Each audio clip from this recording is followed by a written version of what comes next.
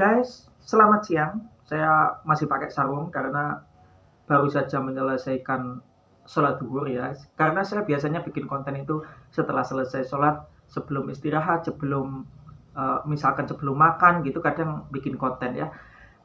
Guys, ada pertanyaan salah dalam hidup kita ketika kita menghadapi sebuah kondisi pahit. Apakah pertanyaan yang salah itu?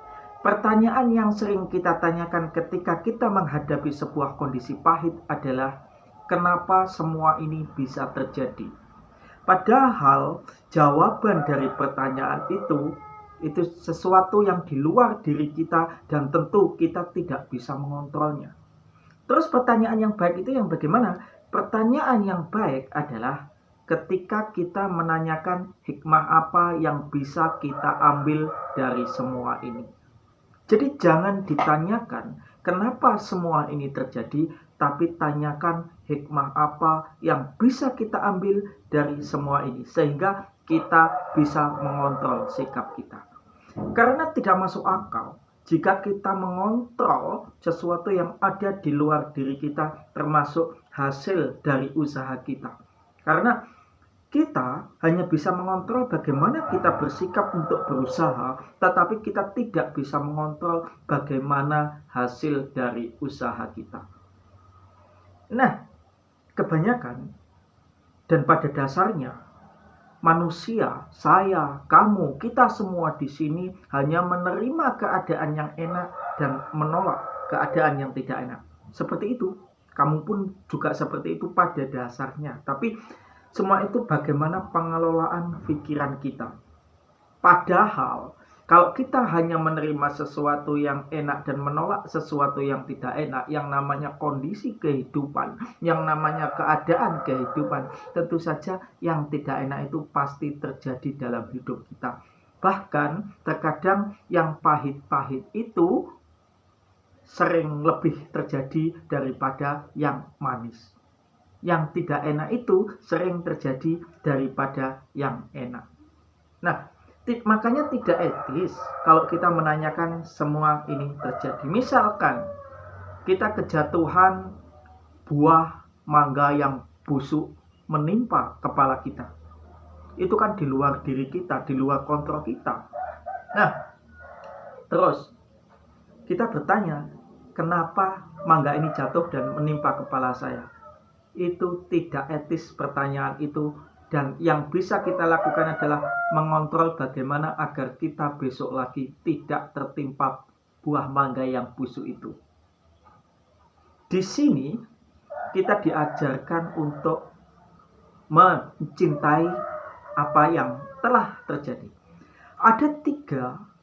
Ada beberapa ya. Ini hanya sebagian saja yang saya sebutkan. Ada beberapa orang yang mana ini adalah orang yang bahagia atau orang yang kurang bahagia atau orang yang tidak bahagia dalam menerima kenyataan pahit atau kondisi pahit. Yang pertama adalah orang yang menolak keadaan pahit itu. Ini jelas orang yang menderita karena orang ini adalah menolak keadaan yang pahit itu, sementara keadaan yang pahit adalah keadaan yang tidak bisa kita hindari dan itu pasti terjadi dalam hidup kita, setiap manusia yang hidup. Itu yang pertama. Sedangkan yang kedua adalah orang yang menerima walaupun belum ikhlas, tapi menerima keadaan pahit itu. Ini lumayan lebih bahagialah orang ini dibandingkan orang yang pertama tadi, yang menolak tadi. Ini lumayan, orang ini bisa berpikir sedikit tenang lah, sedikit ya. Yang selanjutnya adalah orang yang menerima keadaan dan menerima dirinya sendiri dengan ikhlas. Ini orang yang bahagia menurut saya. Nah, orang ini bahagialah ya, bahagia. Walaupun dia ditimpa oleh keadaan dan kondisi yang pahit, tapi dia tetap menerima keadaan dan kondisi itu sehingga hatinya tetap bahagia. Yang selanjutnya, orang yang paling bahagia dalam menerima kondisi pahit adalah orang yang tidak hanya menerima dengan ikhlas kondisi yang dia hadapi, tapi orang yang menikmati kondisi itu apa adanya, bahkan mencintai kondisi itu. Jadi orang yang mencintai dan menikmati kondisi pahit itu, itulah orang yang bahagia. Karena kondisi pahit itu tidak bisa dikontrol. Yang bisa kita kontrol respon kita terhadap semuanya itu, perspektif kita terhadap semuanya itu. Kamu termasuk yang mana? Kamu sendiri yang bisa menilai. Jadi alangkah bijaknya, alangkah baiknya kalau kita bertanya hikmah apa yang bisa kita ambil dari kondisi-kondisi pahit ini. Jangan kenapa ini bisa terjadi, kenapa Tuhan ini bisa terjadi, kenapa, dan kenapa. Karena kalau kita memikirkan jawaban dari semua itu hanya membuang-buang pikiran kita, hanya membuang-buang energi kita, karena itu semua adalah di luar kemampuan kita dan tidak logis rasanya kalau kita menanyakan itu terus, karena jawabannya ini di luar kemampuan kita. Kita ingin kita semua bahagia dalam kondisi pahit dan tidak enak, karena itu memang tidak bisa kita kontrol. Dan saya pernah bertanya kepada kawan saya yang sudah 10 tahun lebih menikah. Saya bertanya, ketika pernikahan sudah lama seperti itu, saya bertanya, enak mana ya enaknya dan pahitnya pernikahanmu?